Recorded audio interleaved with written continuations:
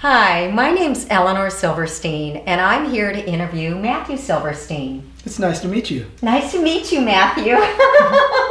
He's my son. And Matthew is the Vice President of Marketing for an online financial education company. Thank you. And he just came back from a conference in San Diego that has to do with bringing in people into your website and converting them into your customers, your following. Oh, I like that. Very good. Okay. I feel like we're having a coffee chit chat here.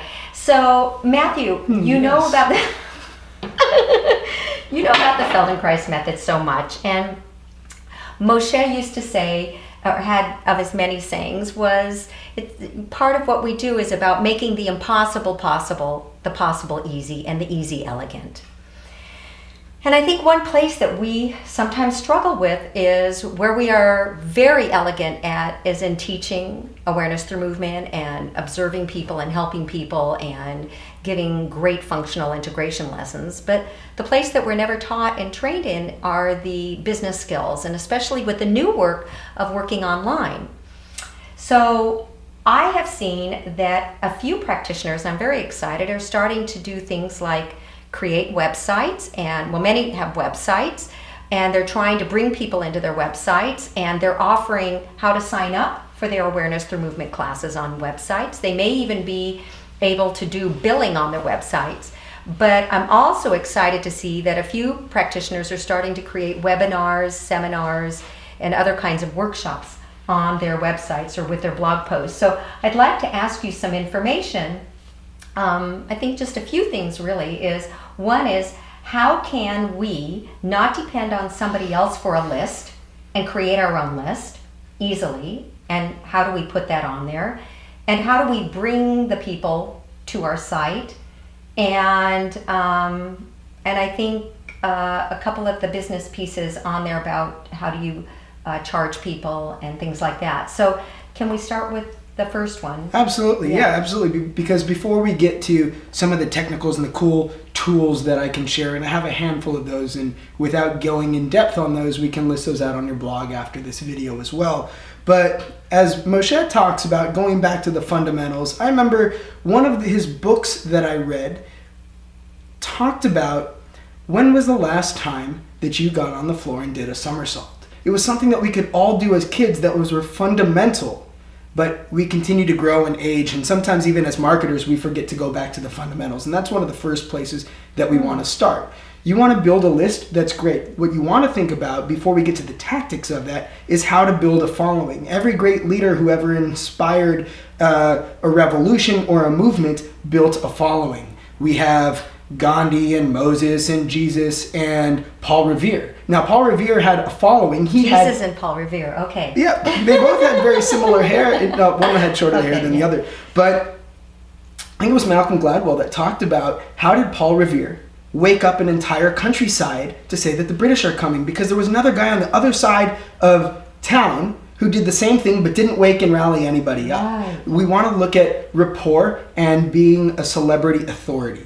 So the first thing that we look at as marketers, if you want to build your list, is how do we build a following? And what we want to look at is celebrity authority. How do we craft the image and create value so that we are seen as an authority so that people listen? If they listen and like the content that we're creating, because remember, you've heard that content is king. So if you're creating awesome, valuable content that people that read your stuff want to continue to learn more about, okay, then your job is to get them to know you, like you, trust you, try you, buy you, and then refer.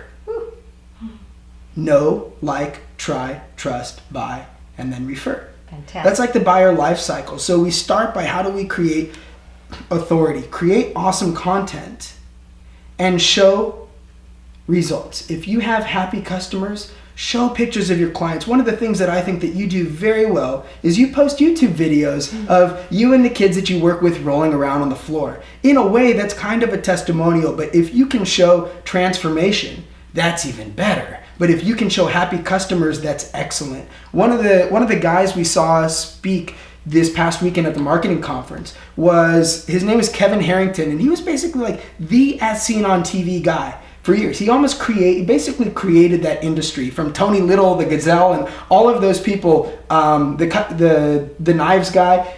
He made all of that happen. Wow. And he did that in his infomercials by showing examples and testimonials and examples and examples and examples. Okay. If you can do that and you can create awesome content, then we look at how can we convert the people who are reading your blog, watching your videos, how can we build your list? Because I think you had a family member that said databases are the currency of this millennium. And while the lingo is a little outdated, that is true, because if you are a trusted authority and have a lot of people who listen and like your content, then when you have a rallying cry for something like, I'm doing an online training, you have a lot of people who are ready to listen and more likely to want to join and learn what you have to say. So how do people sign up?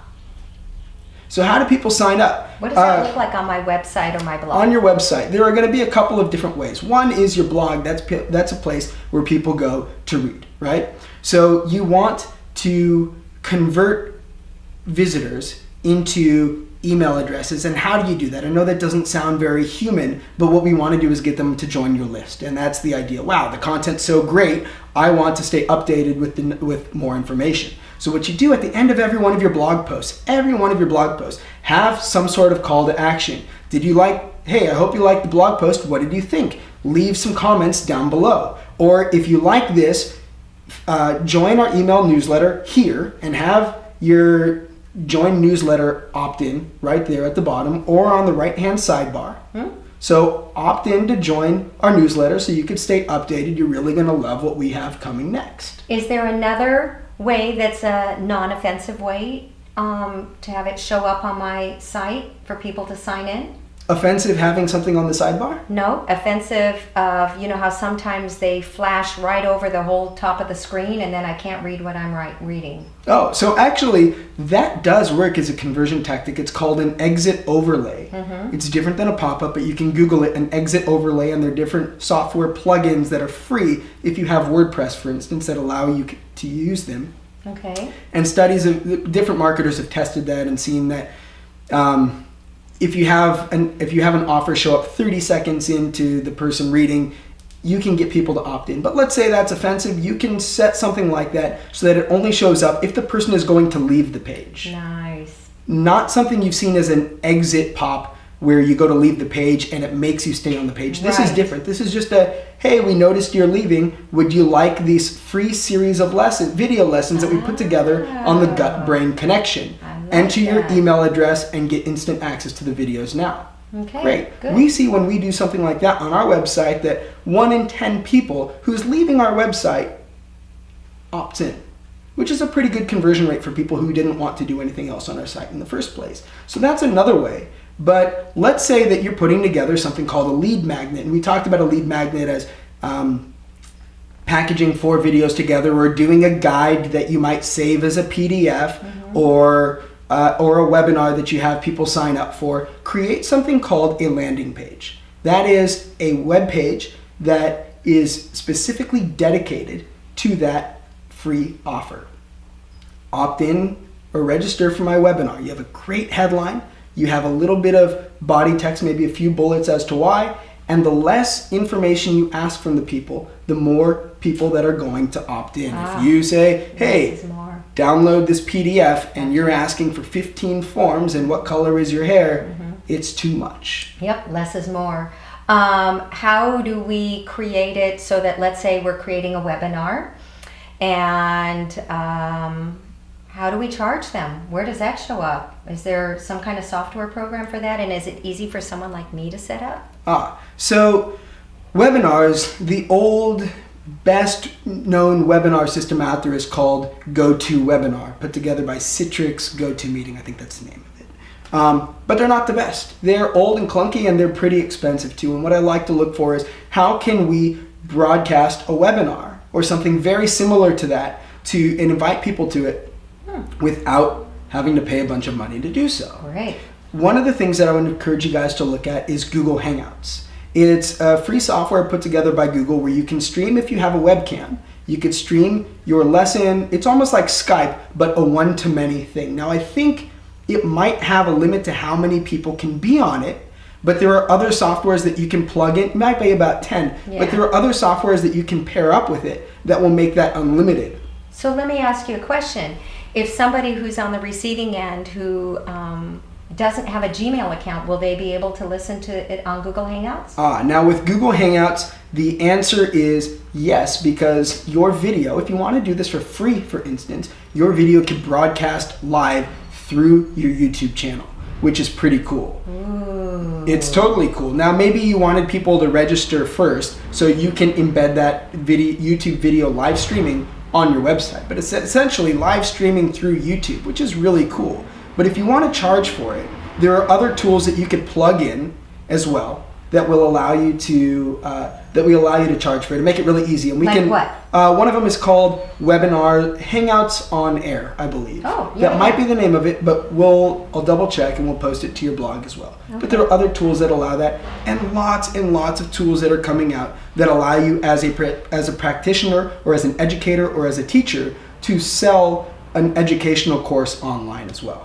Great. So whether that's you want to create a membership site where you have a series of 10 different trainings that people can buy and then get instant access to, we can do that as well. What if practitioners want to make their own lectures or awareness through movement pieces and they want to be able to sell them separately? Do they do those through iTunes and then put that up and use PayPal or some of the paying software? Well, you can. I would think about what is the easiest way that that their potential customers can consume that training. So back in the day, it might have been, hey, sell a DVD course. Now it might not be. It depends on your target market. Right. You couldn't sell me a DVD because I don't have a device to play it. Right? But if you had an online membership site where I could watch the trainings, I would be able to. Oh, and is there a way to assure myself that when one person pays for it, that 500 people are not getting that for free? Yeah. So if you, there are online membership site platforms that give somebody a username and password. Now it's going to be tough for you to say, don't share that username and password with anybody else. But in terms of the video content itself, there are video platforms that make it a lot more difficult than other video platforms to steal the video and download it. Vimeo would be an example of a great place to upload your private videos that make it difficult for people to download and steal your video. Oh, fantastic. Okay, so what you've given us today is how to bring people in, how to convert them over to being a member on your site, and how to be able to create or stream a webinar or a lecture, and how people can pay or not pay and share or not share that information. So practitioners can give their information away free, which is I'm very big on, that's all I do, and when it comes to online. But I think that this is a good piece. Is there any last piece that you might want to offer for a Feldenkrais practitioner that would be easy to put on their site? Well, I'd be happy to share some of the tools, and we could post that on the blog. If you're watching this video on the blog or on YouTube and you have a question about a tool that I might know about that we kind of talked about that we forgot or didn't post on the blog, go ahead down below and ask your question in the comments and we'll be happy to get back to you. Great. Or you will, and I'll do that through you. Okay. Yeah. Or you'll do it. Thank you so much, Matthew, honey. You're welcome. So this is from Matthew and Elinor to be able to share with you, and I hope that you can go with this and make something useful of this and make the easy a whole lot more elegant.